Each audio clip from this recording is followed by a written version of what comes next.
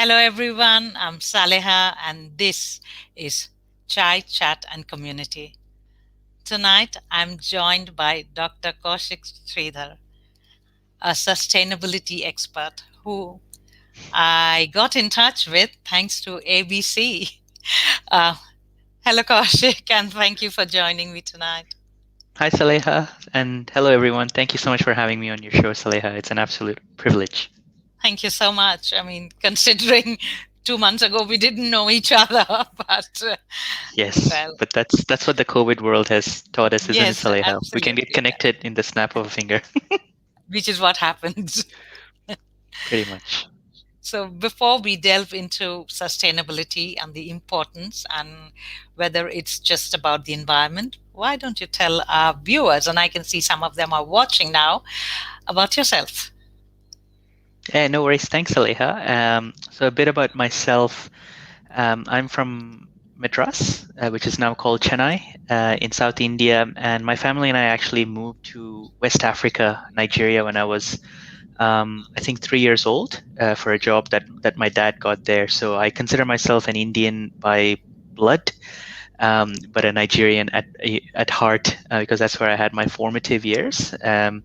And in Nigeria, Saleha, at the age of 6, I started playing tennis, and at some point I became quite good, number one in the country. And so at 13, I left my parents. I'm an only child. I left my parents to move to the United States, and I Wow. basically pursued a career in professional tennis. So I trained with 20 other kids in Texas. So John Newcomb is a very famous Australian tennis Yes, player. It was yes. his tennis school.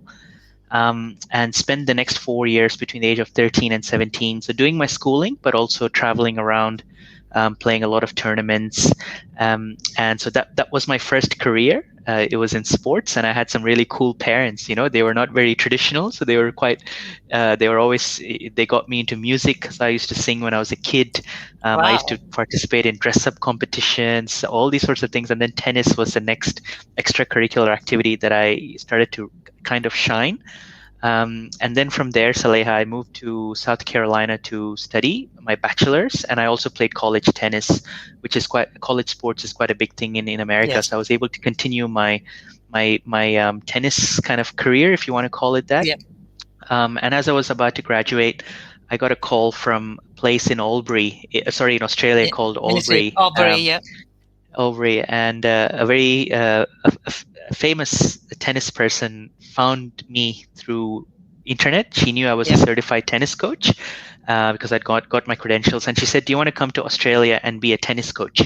So that was Wow. my first job since graduating from uni. So I never, I was never ambitious, never had a career in mind, just kind of going from chapter to chapter. And I've skipped over a lot of really cool things up until then, but I came to Australia to be a tennis coach. That's the only reason I came here. Otherwise, I was planning to stay in America or go to Europe. So I played college. Sorry, I was a tennis coach. I taught kids. I taught adults. I learned how to communicate with different people of different, different egos, different personalities, different age groups. But at 23, Saleha, I realized tennis was not for me. I just couldn't. Wow. I just couldn't bear to, stand in the sun for 8, 10 hours a day. And also, one thing that I've forgotten to mention, which I'm happy to mention on your show, is the first year that I was in Texas at the age of 13, all alone. I was actually physically bullied by 6 boys every day for an entire year, which my Wow. parents never found out until a year later. So, tennis as a passion diminished the moment I went to America. It was just diminishing every year, but it also taught me a lot of things about survival, resilience, and just looking after myself because my parents were in another continent, oceans And apart. you were so young. Wow. And I was very young, and I was basically bullied because of the color of my skin, the smell Oh, of my hair, and the way I looked. So, but anyway, tennis, I called it quits at the age of 23. Came to Sydney to do an MBA, and it was then Saleha that I discovered sustainability by pure accident. And I can talk to that maybe when we talk about a career in sustainability. yeah. But that was 2008, and so since 2008, Saleha, I've worked in sustainability now for 13 years. I've got a PhD in between that. I've taught at 4 universities part time, but I've always worked full time in consulting, in healthcare, and now I'm in mining, in gold mining. And I absolutely love what I do. I wake up with a smile. I love my job, what it stands for, but I also love my life because I'm married. I love traveling. My wife and I were a really good team. We've just relocated to Sydney. What we thought would be a really difficult move has been a really easy move from Melbourne to Sydney. And so yeah, so that's a bit about me. Tennis player, now sustainability professional. I've Wow. got a degree in business and art. I like drawing, so that's my bachelor's. I've got a Whoa. PhD in sustainability, and yeah, I am generally a very happy person. So that's me. Multi-talented. Wow. Wow, I don't know Kaushik. about talented, but I like to Yes, do many talented. things. I mean, ABC did not do justice. They did not talk about any of this. They only talked about you crossing 9 countries when you were coming back to Australia. Sure. Yeah, that was a recent trip that I made to India, Yes, as that's as you where I just found you, mentioned. remember? Yes. And all Yeah, I picked totally. up was that you were a sustainability expert. Yes. So Hello, that's me, Safdar. Saleha. Assalamu alaikum. Wa alaikum salam. Um, so why did you choose sustainability as a subject and a career later?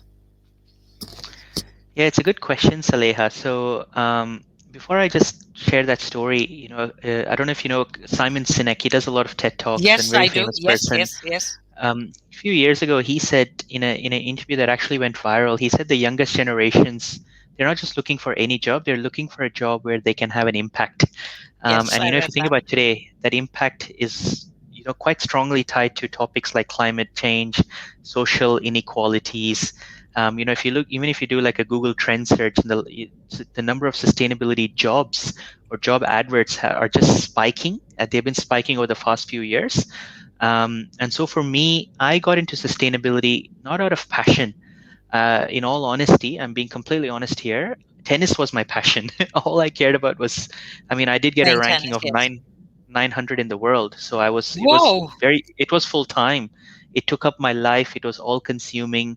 And I thought one day I would end up being, the next big thing.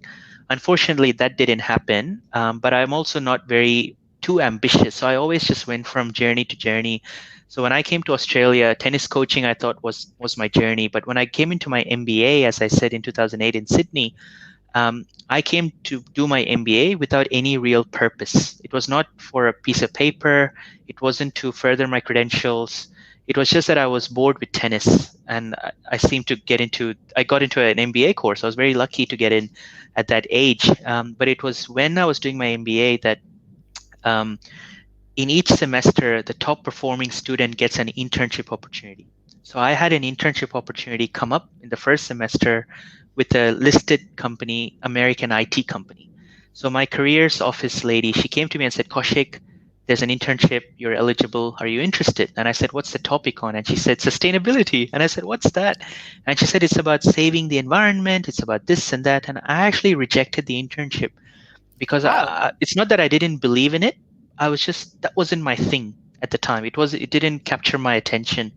But they actually took 3 times to convince me just to go to have the chat with the mentors that Yeah. would mentor me for the internship.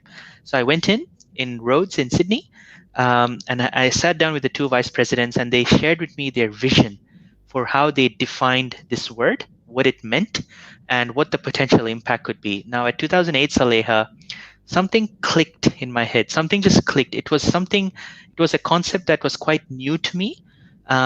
And I was thinking, okay, I'm wandering a bit aimlessly here. I don't really know where my life is headed. So why not sustainability? Let's throw that into the soup, into my mix. And so I went with the internship, and that's it. 13 years later, I'm in it. So when I got into it, I came into it from a career perspective or more like a curiosity perspective. But now, having been in this field for 13 years, why did I choose this as a subject? I chose it because honestly, I had nothing else to do. Why did I choose it as a career? It came to me. But why have I stuck to it? And I hope to stick to it over the next 30 years. It's because it's a career that's very unique. You can do finance, you can do marketing, you can do HR, you can do accounting, you can do these very mainstream, institutionalized, shall I say, somewhat generic topics and subject matters, which are awesome, absolutely amazing. But sustainability, today I'll or tomorrow morning I'll go to my job, and my job is to try and keep people safe. in a Yeah. mine. And the next day, it's about trying to reduce the impact on the environment as we dig a hole in the ground. The third day is to ensure that the community around that mine doesn't get upset with the way that we're conducting our operations. So you can see there's an economic, there's an environmental, and there's a social impact in my job. And I'm just giving you an example. Not that that's what Yes. I do on a No, I day-to-day understand. basis, Yes. but it's awesome. You have an impact on the planet, which is what we all live in and we share. You have an impact on society, because I think the health and well-being of a community determines how things will pan out over the short, medium, and long term. And then the economic. So the one thing that sometimes people forget is financial sustainability is a big part of my role. So dollars, cents, rupees, whatever currency you want to call it, that goes into a lot of my language, my business cases, because if you don't have money, you can't do good things Yes. in a corporate setting, but also from a policy setting, you have to invest to create significant change, especially when a lot of damage has already been done to date through the industrial revolution, etc. So I love my job. There are some really tough times, so it's not for everyone. If you're not hard headed, if you're not resilient, and if you're too passionate, this is not the career for you. But if you can be resilient, if you can be flexible, if you can be very, shall I say, political with your language and your wordings, you can go a really long way. So How that's my answer. fascinating. Hmm. How fascinating. Wow. Um, Amarjeet has something for you here. Yeah, Hello, go for it. Amarjeet. Salute to the best world.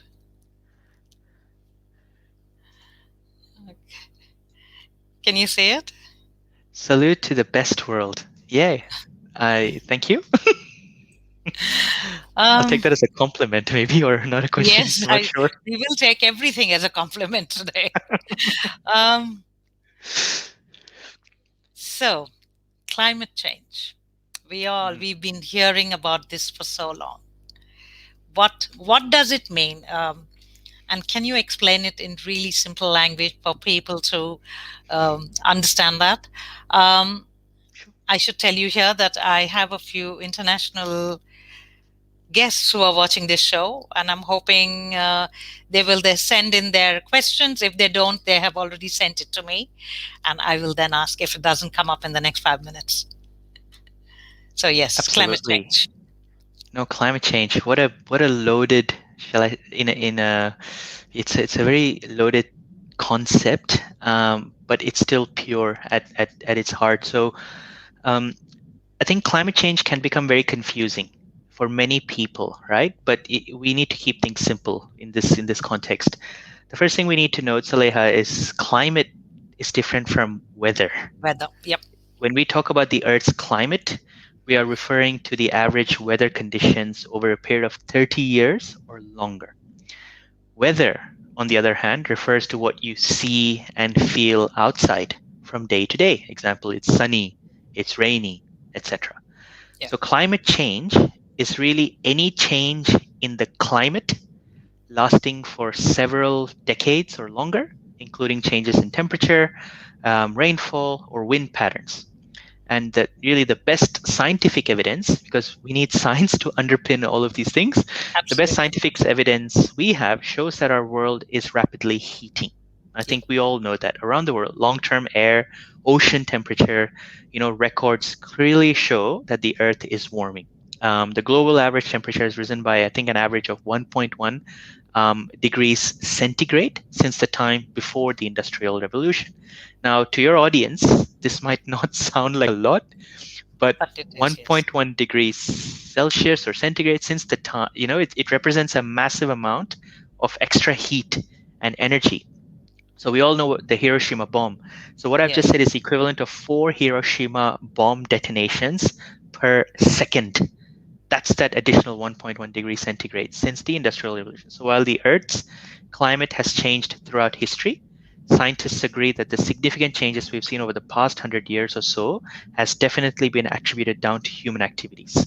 And really, the recent warming is also happening at a rate that is much faster than the previous climatic changes. Now, your audience might be thinking, what are some examples, of these impacts? Yes. So one can be, as I said before, increased frequency, and or severity of extreme weather events like floods and droughts. I'm Yeah. based in Australia. Your audience is around the world. Extreme weather events, according to the World Economic Forum, that many of you may have heard of, is actually ranked as the number one risk to the planet in terms of likelihood and impact by the organization's report, which is called the Global Risks Report. I highly recommend to your audience, if you get a chance, just read this report or even the executive summary. It's one page and it tells you the top risks like terrorism, cybersecurity, food security, all that. But number one is extreme It's weather climate. events. Extreme weather events. Another one is, long-lasting heat waves. My parents live in Chennai. Heat wave is common, but Yes, I know. Yes, I live the there. Yeah. you live there as well, Saleha, so you know that. But it's just lasting longer, and they can be very deadly. Also, in Australia, for example, there's a greater risk and severity of bushfires and longer Yes. bushfire seasons. We've had some really bad ones. Sea level rise. My wife, she's from Mauritius, and it's a little island nation near South Africa. So sea level rise is having impacts on little islands, which can lead to coastal flooding, erosion, saltwater intrusion, etc. You have impacts on wildlife. You can have impacts on them due to heat stress, droughts, habitat changes, and that affects the food chain. It can have a significant impact on the food chain. You have more frequent marine heat waves. So that's heat waves underwater. In Australia, we have the Great Barrier Reef, which is an icon for this country, and Yes, it's one, right. one of the Yes. wonders of the world. And they have suffered significant coral bleaching. Like basically 50% of the reef is dead Yes, I know. because I of what was we there a call. couple of years ago. Yes, it's shocking That's what right. has happened. That's right. And then pollution. You talk about India, China, many countries around the world. You've got air pollution, airborne allergens, and then the last one that I would share is agricultural impacts. Again, I think that's maybe potentially quite relevant to your audience, but agricultural impacts for farmers, etc., from frequent droughts, floods, and heat waves. So I guess what I've shared so far, Salih, are just a few examples about impacts that can come to you from a change in climate. And yeah, it's kind of scary, but it's part of that awareness and education that people just need a bit of education around the impacts. I think it's important. So I have Vasudha who's joined us from Delhi, and she's just written India just saw a bad forest fire in Uttarakhand, which is in the north. She also has Sure, a question which I'll come to in a bit. sure. Um, so, in the meantime, April 20th to 22nd is World Earth Day. Mhm. What does it mean? Earth Day, yes, yeah. Uh, Happy Earth Day in advance to your Thank you. Same to to you you. and your audience. When I was a kid, I think I heard about Earth Day a few times in school. I mean, I just thought it was the Earth's birthday. It was such a Of simple thing course. to say. But now I'm a little bit older, and I think a little bit wiser. Maybe I'm not sure about that, but I guess my definition and view of Earth Day has evolved, has changed since then. So basically, each year more than 1 billion people around the world, around the globe, they actually gather to celebrate Earth Day by Yeah. turning their Turning attention a to the fluff. Yeah. environment and various ways to protect it. You have festivals, you have rallies, you have outdoor events, you have political leaders involved, etc. But really, Earth Day was established and first celebrated in the United States in 1970 because Oh, I think there was an oil spill. 1970. Oh, Yeah, okay. so it's 40, 50, 40, 40 years, 41 years. Am I even doing my math? 50 years, Yeah, 51 years. 50 years. Yeah, 50 years. So there you 50 go, a years. big anniversary. And it was all stemmed from an oil spill in California. And that's where 20 million really angry people around America held rallies on Earth Day. After that, that's what became Earth Day. Yeah. Today, it is that day is widely credited as being one of the sparks of the modern environmental movement. For me, Saleha, I think Earth Day is the time for those of us, who are trying to balance our daily lives with passion for the environment. It's a day to try to stand up and take some action. It is a day that reminds us to try and continue to do the little things that matter for the environment, like turning off lights, recycling, whatever. But I guess the other point I need to make, and this is my other side, is that I think and I know that we live in quite a funny world. We think about all these movements that are happening around the world, but we really only remind people one day a year about what it's like. Yes. What is likely the most, I think, the most important topic of our time, which is about taking care of our environment. And then we spend the rest of the year either taking advantage of those resources or marginalizing those who are already vested in its care every single day of their lives. So that's the watch out or the caution that I would provide to the audience, that it's a day in a year. It's important to have that day, but it's also important to remember the other 364 days where Yes. you could make your little impacts here and there. Absolutely. So I will first ask Vasudha's question, uh, and Sure. then I will ask you a question from Indonesia. So Vasudha wants to know how sustainability fits into an economy like India. Sustainability. So I think the Indian economy is pretty, from what I know, sorry, from my limited knowledge, I think the Indian economy is probably one of the biggest rebounds post COVID in the entire world. Um, at the same time, the Indian population is significantly growing, and I could be wrong, but it's still second, isn't it, in terms of population rank Yes, around the after world? China's China. still leading, Yeah. and India is second. But I think with the resources that India has around coal, etc., and the recent commitments that they've made to renewable energy, I do believe that they're looking at emissions or carbon reduction targets by 2040, 2050. So a lot of statements and ambitions around sustainability, especially around environmental sustainability, has already been put forward. I mean, you've got an access to an untapped resource, which is the sun. You're not like Yes. Iceland, which is dark most of the time in a year, but India's got sun and solar energy. If utilized correctly, can basically power the entire country almost pro bono. So I think the environment part of sustainability is something that India can easily turn into a commercial proposition. It is the social sustainability, and that's the really important thing to your audience. I need to mention is, I'm not sure if I mentioned this before, but sustainability, if you want to think about it as a definition, how do we actually define this word? It is a stool or a chair. I don't know if a chair has three legs, but it has three legs. You have the economic, which is the money. You've got the environment, which is the planet. And then you've got your social, which is the people. Now, sustainability looks at all three in a very balanced way. The moment you remove one of the legs, the chair or the stool is unstable and it falls. And so that's really important, that you have to think about the three interdependently. So when you think about India, I'm from India, and it's a developing country. Some would say it's a third world country, depending on where you go to, and that's tragic, because, as I said earlier, economically, it's a powerhouse. I'm sure one day it'll probably be one of the most powerful countries in the world economically, but there's still so much poverty. There's still so much food insecurity, water insecurity, basic needs that some of us in the developed countries take for granted. When I'm talking about this, I'm talking about social sustainability. Yes. In India, it's a luxury.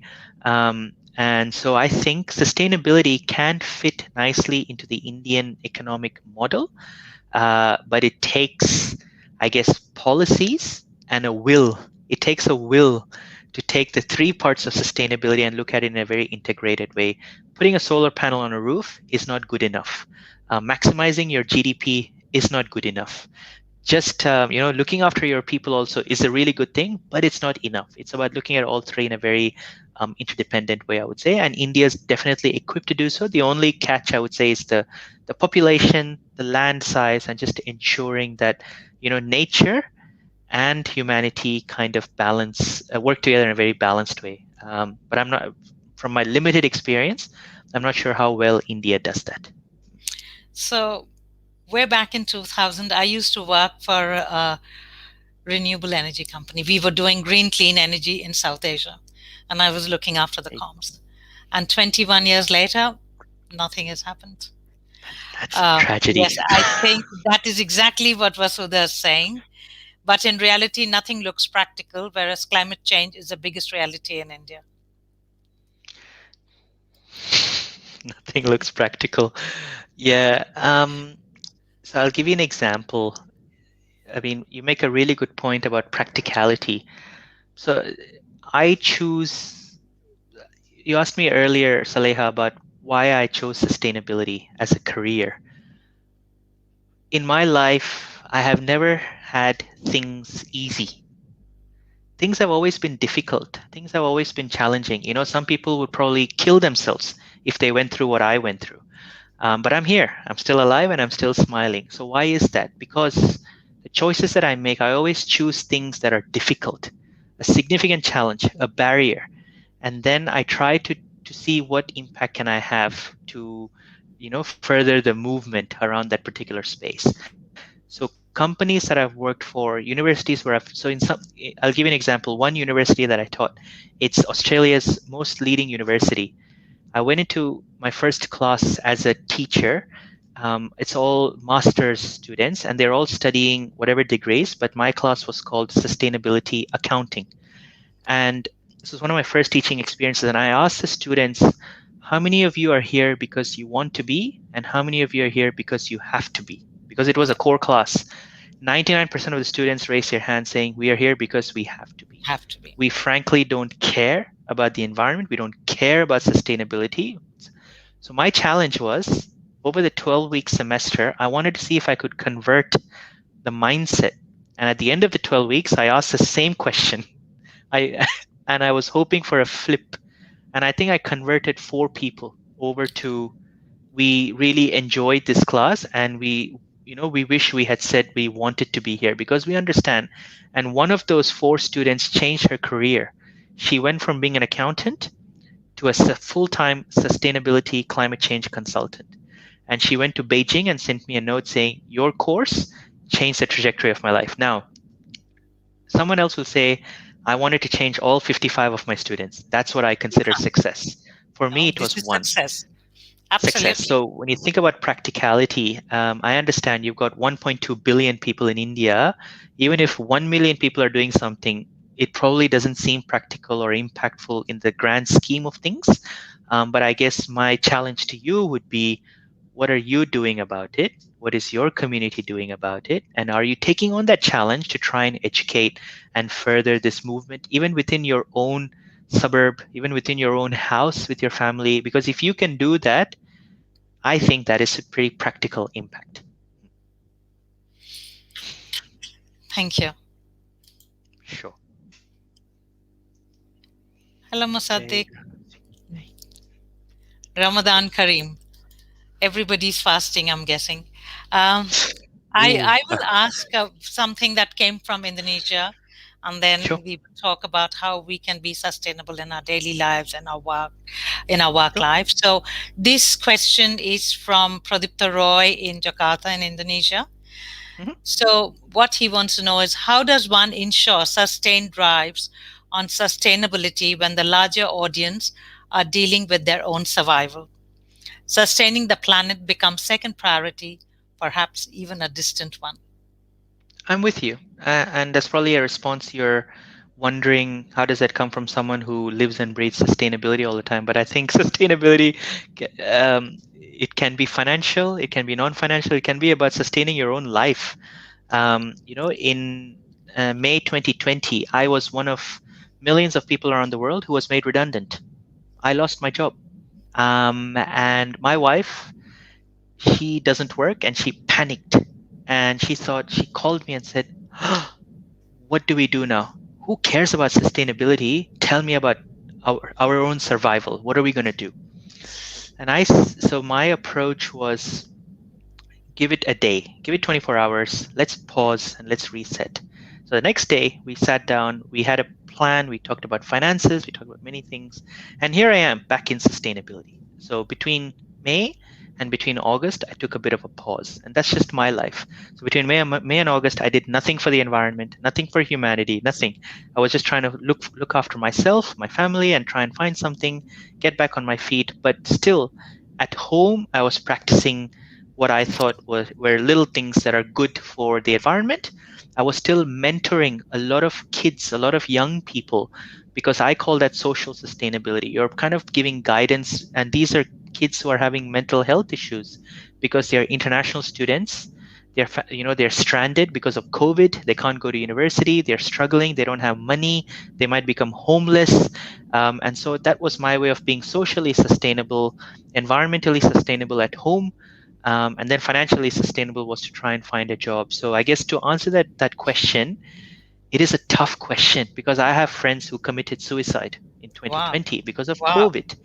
Um, my dad, you know this, that's why the ABC wrote a story on me. He was on death's bed. He was about to die, and I was still doing sustainability, but I had to go to India for a month. Lots of carbon emissions from all the 50,000 planes I took across all the countries to get to India and back. So I was not being very sustainable. But it all depends on how you define what this word means to you, what little impact you can have while looking after your own sanity. So I think that's the balance we take, and that's why I said earlier as well, Saleha, I never got into this field out of passion. I'm not going to be a Greta Thunberg who is going to create an uproar around the world to save the planet. That's You need people like that. That's awesome. Yep. But I guess I'm probably more practical and pragmatic, that you need to look after yourself, then only you can look after others and the Others. planet. And you can see Greta, she's very silent now. I feel as a young kid doing what she did, it takes a toll on you. And she must be exhausted. She must be so stressed and tired. And like, I feel for her. I wish I could talk to her and just say, take a chill pill, Yep. calm Take a down, breather. Yep. take a break. So that's a great question. What the audience member asked, and I'm giving a very, very realistic response. Thank you. So his second question is reality versus project definitions. And he wants to know, how does one encourage segregation of waste in homes when plastic plus all unfinished food plus peels and skins will go into the same bin? So is this a question from Indonesia? Yes, it is. Okay. So apologies. I'm not sure about Indonesia's recycling Well, his system. parents live in Calcutta. So Pradipta is my brother's friend and now my friend. We've known each other for Okay. like ever.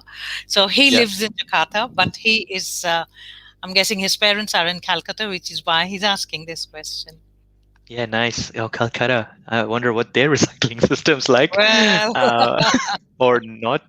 But it's a good question, right? And I think my response will be it's a difficult response, because if you take Australia as an example, I'll take a developed country and then go to a developing country.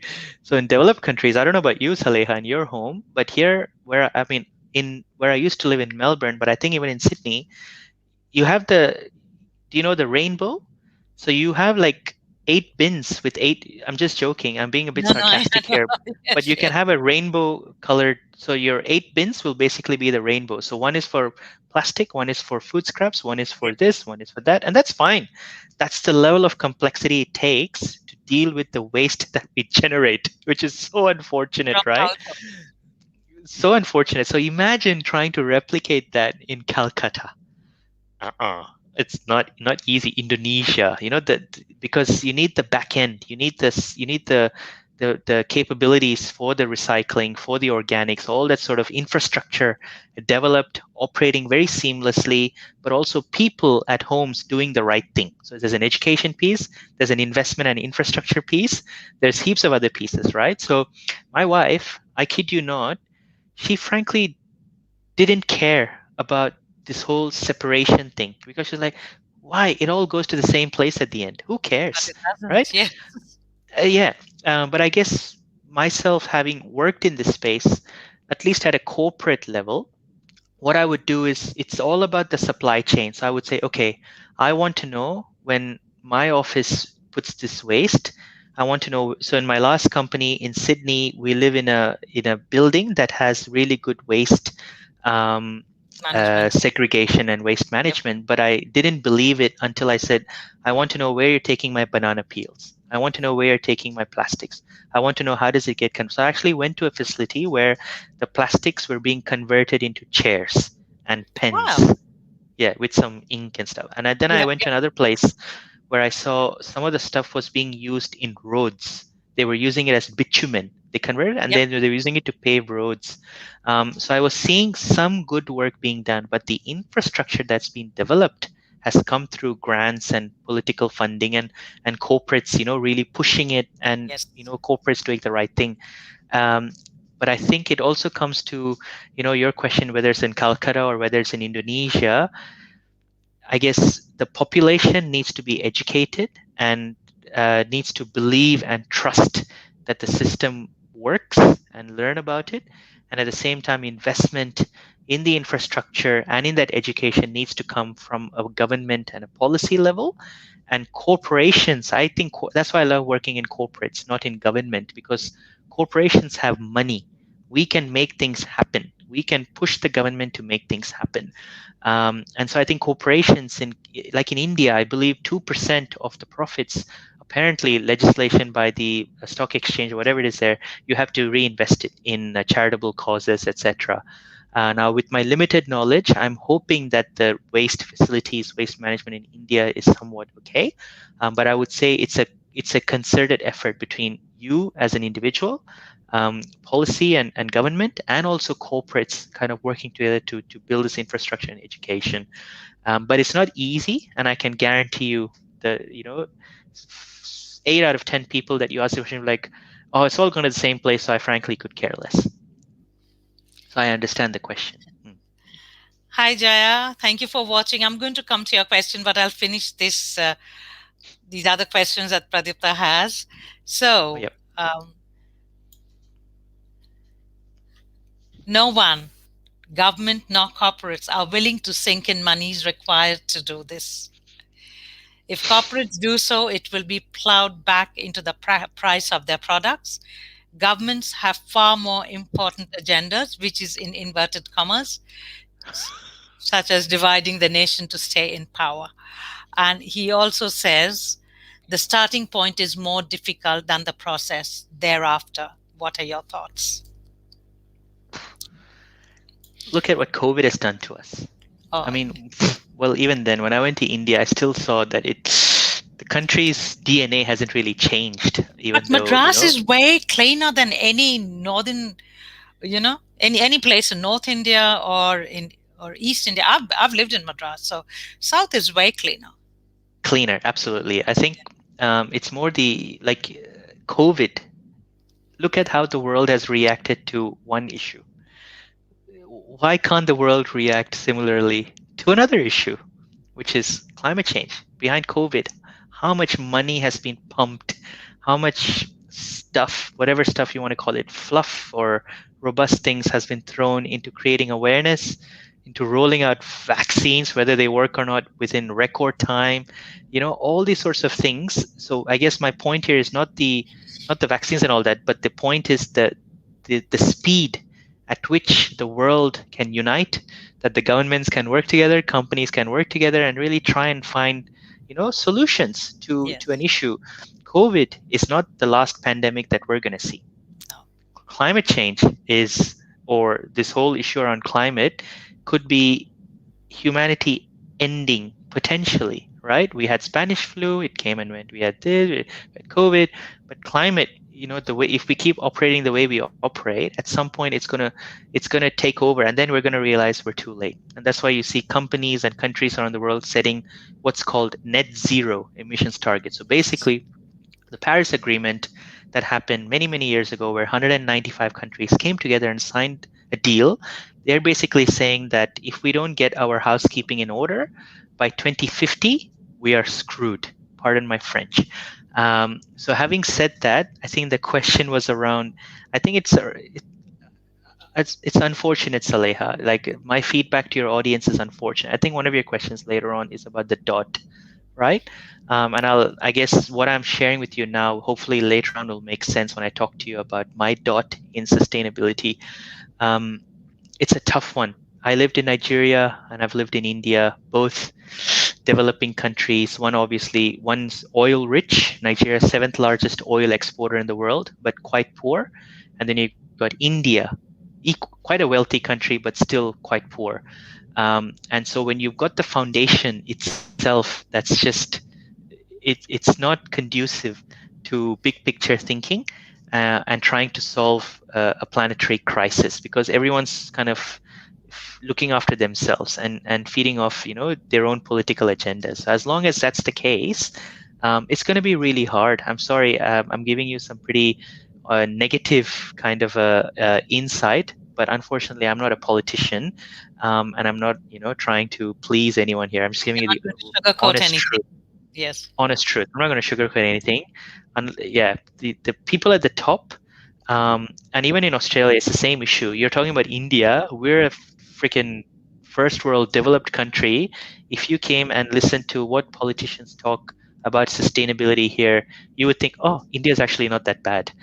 You'd be very surprised about the not the targets, the jargon, the vocabulary, the will, all sorts of things in Australia. It's still very fossil fuel kind of a country rather than a climate positive kind of a country. So this is systemic and it's global, and it's going to yeah, I don't know if it's going to be solved, unfortunately, but we all have an individual part to play. And I think that's the beauty of this. If you just think looking for help from somewhere else in order to get started, you're going to be waiting for a very long time. But if you want to just ignore all of that, ignore the noise and think, okay, this is my circle of influence, I'm in this house, now what can I do to do my thing, and do I feel good about it? I do. Okay, that's your have you taken your first step? Good. And then think about the next step. What's my if I extend my circle of influence, what's next? My community. And then what's third? Maybe your workplace, where you work. And then it just keeps extending. And in your one lifetime, you could probably have an impact. So I've had an impact on my home. I've had an impact on maybe 10 companies and hundreds of clients. So, and then my communities where I live. So I think for me, that's pretty good. Even though I'm saying Australia is terrible in policy around climate, I'm still smiling and pretty happy. So I would encourage your audience to try and shift the mindset around that. It can be doom and gloom, but it depends on the lens and the perspective you look at it from. That's really important. Thank you. Sure. So here's from Jaya. If we empower communities, can we get sustainable development in a more even manner? I think this is what you kind of talked about. Communities. Uh, I'm just trying to think. In my travels, where have I been? Uh, I've interacted with communities and tribes, with indigenous people so the local Aboriginal people in Australia, in a very remote community in northwest Australia, so in Western Australia. Last week I was in a mine in Queensland in a town of 100 people. We've been to the trails of Machu Picchu with the local indigenous tribe there. So we've interacted with many small, medium, and large communities. And you can always see the impact you can have no matter the size of the community, as long as there's collective will and collective understanding about what it is you're trying to achieve. It's very important to acknowledge the fact that you can't change the world. You have to accept you can't change the world. So stop trying to do that. If you can look at your circle of trust or your sphere of influence and try, so we've just moved to a new suburb in this city, and my plan is to look at what sort of community groups are available, not to talk about sustainability, but just to build a bit of a network, and then try and understand how does a network think about this topic, and are they already advanced or are they not? Because if they're not, then you start thinking about how to educate them. But if they're already advanced, then you try and it's like shifting gears in a car. You have gear one, gear two, gear three, gear four, gear five. In my last community, I was on autopilot because that community was amazing. They understood this back to front. So to answer that question, to have sustainable development, to achieve it, I think having that in a community is a really good like second step. First step, I think, is yourself and your home. Is it operating sustainably? Yes. Okay. Number two, community. Number three, your workplace. Number four, if you've got the time, you go to the minister and say, get your in Act order. together. Otherwise, I'm going to send my community after you, and we're going to create some issues for you. That's what I would say. That's the recommendation. Thank you. Sure. Questions are coming in thick and fast. Oh, the plastics. Yeah, I'm with you. Uh, that's unreal, Basuda. Unreal. These plastics.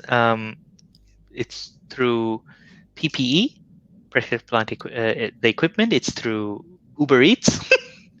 It's through all sorts of stuff, medical, food. When I travel, when I'm traveling, there's so much plastic around me that we've got to dispose.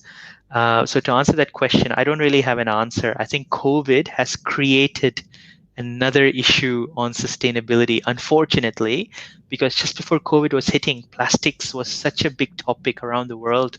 And I think there was things starting to be done around ocean cleanup, land cleanup, circular economy, bamboo straws, bamboo products.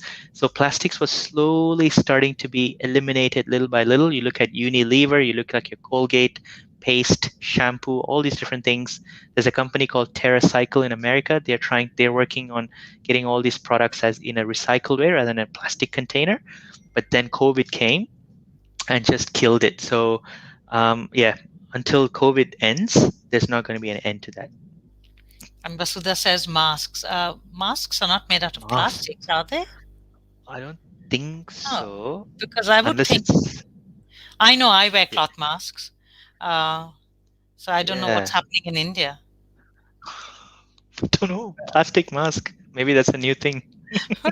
Extra protection against the variant. And how many variants. So we talked about all kinds of things. So let's talk about how can we know how we can be sustainable at home. How do Sure. we make a difference? Oh, Vasudha says here in India we have plastic masks. Wow. I'm just trying to think. What did I wear when I went in December? It was cloth, I think. But yeah, interesting. I might Google that later. See what it's like. Plastic mask. Wow, Hope you plastic can breathe. masks. Yeah. Well. So going back, how can we know how Practical. we can be sustainable at home? What do we do at work? We know what we can do in our communities. What can we do at work? And what do we teach our children? That's the most important thing, isn't it? We are the role models for our children. Or maybe sometimes the children are our role models. Children. Oh, so yeah, future generation, right? If you look at any definition of sustainable development, the most common one refers to future generations, not compromising on their ability to meet their own needs by Yes, doing things in the present. That's just wrong, which is a Kaushik interpretation of that definition. But I think the fundamental thing is what can we teach our children, um, and it's interesting because young children. Uh, if you look at around the world, they're actually demonstrating awareness, which is very promising of their impact on the environment and ways to minimize it. You saw that all around the world with the protests and school protests. There was also, I think, a 5-year-old in Ireland who, I don't know if you heard, explained to an international research group that sustainability yes, means to save the world for later. yes, I heard Yet, that. Yes, yes. Yet, many adults and we've got our audience as a case study, and even myself 12 years ago or 15 years ago, we still grapple with sustainability terms and practices and whether we should be teaching this to young children. So I think, Saleha, our recent social climate has seen a movement towards becoming increasingly sustainable in our practices. We're becoming more aware of the impact on the environment. We're having this conversation today, and in terms of what the impact can have on our future. So, if you think about it, who are the best people to teach these sustainable practices? Our children. The Children. children of today, they will be responsible for the future of tomorrow. And we can, start embedding these practices from a very early age. And so I think there's a couple of things we can do. One is connecting with nature. Um, you know, Children of all ages, they need opportunities to connect meaningfully with nature. These connections and time spent outdoors, developing a positive attitude towards nature, which fuels their desire to look after it, I think is really, really important. We can then begin discussing the impact that our actions can have on this place, that they value, because very young children, they pick up things very quickly. I've seen young children often, picking up rubbish that others have left behind, as they start becoming aware of their impacts on animals and ecosystems. And so connecting with nature is really important, and it doesn't just have to happen outdoors.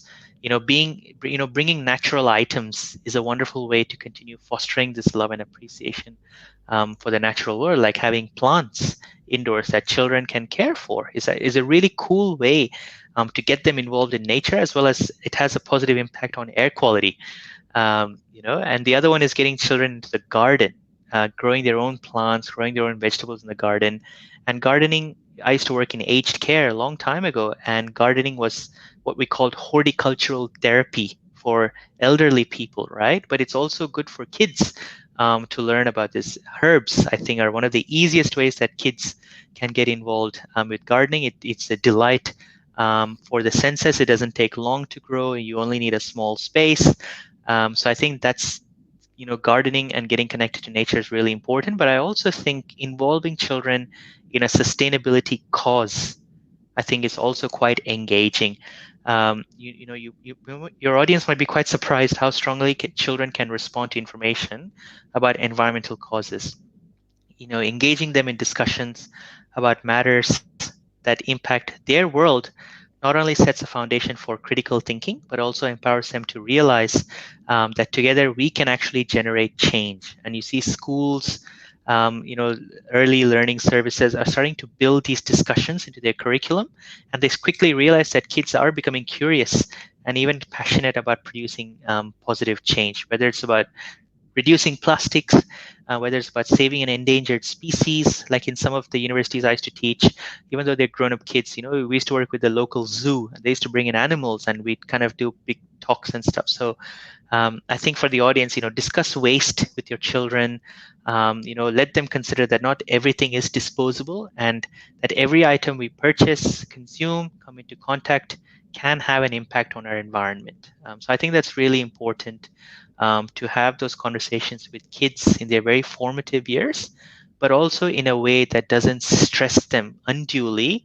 It's got to be delivered in a very calm, very practical um, manner, because otherwise it can become very overwhelming, and kids are not sure exactly where their attention needs to go to as part of their own self development, is what I Yes. would say. Okay, I have a question from Samya. Hello, Sure. Samya. Thank you. So, Samya was my expert. He's a child psychiatrist, and we talked about autism a few weeks ago. Um, so, can you read it? What can? I can, Saleha, absolutely. It's a Yeah. great Okay. Yeah. question. What have children from so-called primitive societies? I think there's a lot to learn. I remember going once to, um, I think it was called an Indigenous Ranger Forum, northwest of Australia. So it was just 200 of us in a camp in the middle of nowhere. I think we were surrounded by crocodiles and all these. It was in the middle of nowhere, and we had a 2 or 3 day forum about how to, um, you know, help the disadvantaged communities there, so the Aboriginal Torres Strait Islander, give them more advantages because they were rangers.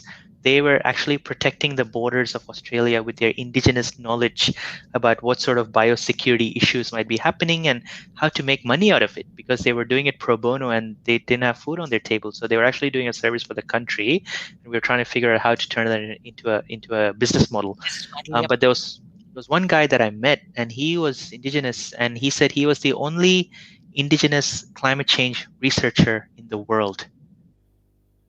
I Wow. said, only you? Why? There's so many things you guys do that's valuable in this space. And he said, yeah, but no one's actually published in journals, in peer-reviewed journals, except me about indigenous, sustainability practices, whether it's forest fire burning or whatever it might be. And I said, what?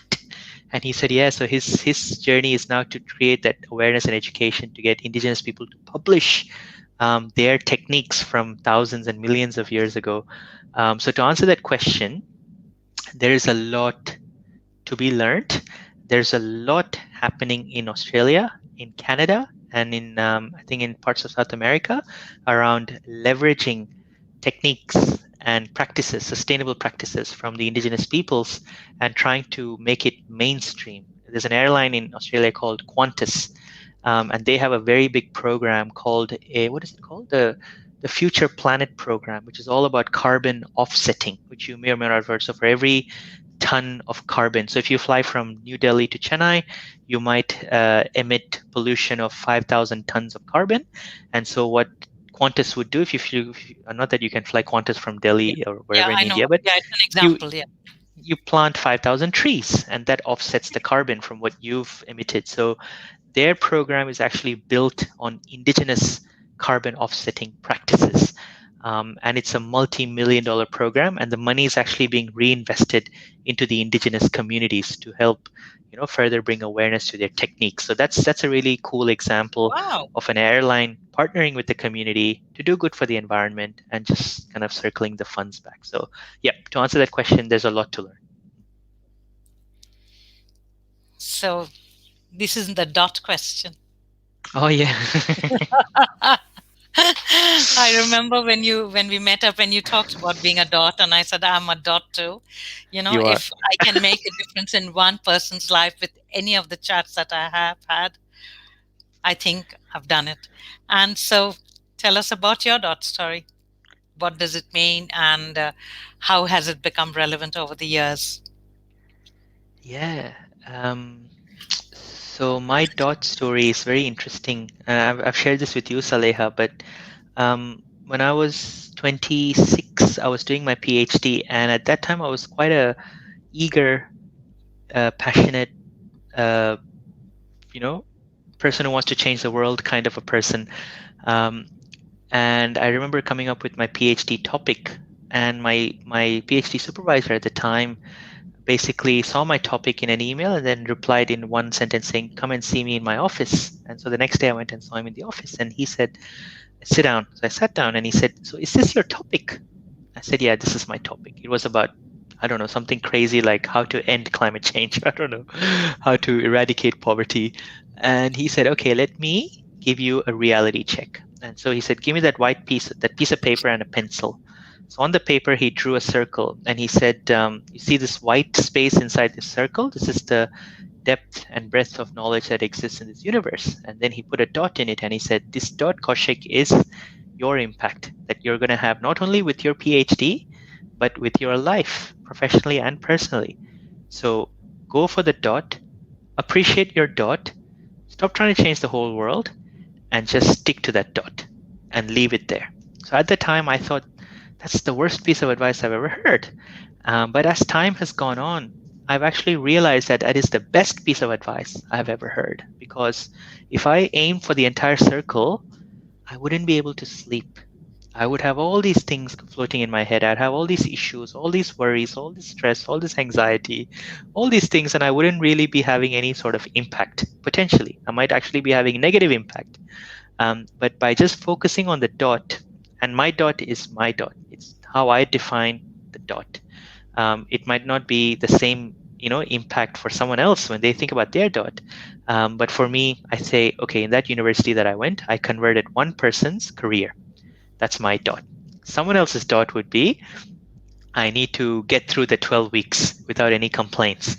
Someone else's dot would be, I need to convert all 50 students to become sustainability professionals. So that's my dot story, Saleha. In my marriage, in my job, in my life, in everything. And that's probably why, I have survived as I have so long. I probably had a dot once I left my parents and went to America. I just didn't realize it was a dot. It was just starting to have different meanings, different interpretations. But at 26, when I started my PhD and got that advice, I realized, oh my God, I actually have a dot that I need to clearly define and stick to. And that was 26. I'm now 37. So 11 years later, um, I have always been true to my dot. Mm. So that's my dot. Can you imagine it's been an hour since we've been chatting? I know. That's cool, eh? Having so much fun. Wow. So before we end, do you want to share something? Do you want to tell a viewer something? A little, maybe more than a dot? Um, Yeah, I can see how many people are watching. I'll tell you how many people watch the program tomorrow. So yes, we No need to be worries. I more would than a love dot. to. I am happy for just one person being impacted by this program in a positive way. What would you like our I viewers would to know? absolutely, Saleha. Firstly, I just want to thank you for Ah. finding me on the article. I think This is what happens when you're nosy and you read the newspaper for all wrong reasons. I'm Okay, glad you read the news that thank day. you. So, thank you for having me on your show. I've had a great time. And also to your audience, I'm very grateful that you took the time to ask questions. I always love engagement, and that's something I really appreciate. So, thank you for that. Um, in terms of anything else to share, I think, if you go back to the dot, right? And let's say your audience is a few thousand. If you had to put that on a slide, a map about where all people have watched from, um, and if you had five, and that's the impact in an hour in Chai Chat and Community on the 18th of April around Earth Day. That's a that's not one dot. That's 5,000 dots coming together to create a solution to a problem or to listen or whatever, get education or become more aware about sustainability.